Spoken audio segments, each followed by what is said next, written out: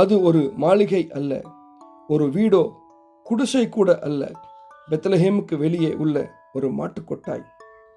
இந்த இடத்தை தகப்பனாகிய தேவன் தன் ஒரே மகன் ஜென்மிக்க தேர்ந்தெடுக்கிறார்.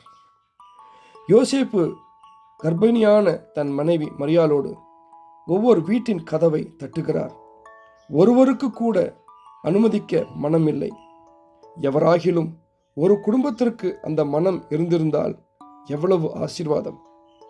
நாம் எல்லோரும் நம் இல்லத்தில் இயேசு பாலகன் பிறக்க வேண்டும் என்று விரும்புகிறோம். ஆனால் அவர் தேடுவதோ ஒரு மாட்டுக்கொட்டாய் என்றால் கடவுள் சித்தப்படி களங்கமில்லா அன்பு சமாதானம் இருக்கும் இடம்.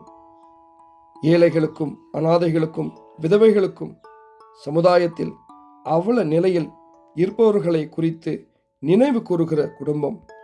முதியவர்களை முதியோர் இல்லத்தில் விட்டுவிடாமல் அவர்களை நேசிக்கிற குடும்பம். தீய பழக்கங்களை விட்டுவிட்டு தவத்தோடு பிரார்த்தனை செய்யும் குடும்பம். அகங்காரத்தை விட்டு தாய் தகப்பன் பிள்ளைகள் மட்டில் கடவுளின் அன்பும் சமாதானமும் நிறைந்திருக்கும் குடும்பம். எவரையும் எந்த விதத்திலையும் மோசம் செய்யாமல் இருக்கும் குடும்பம்.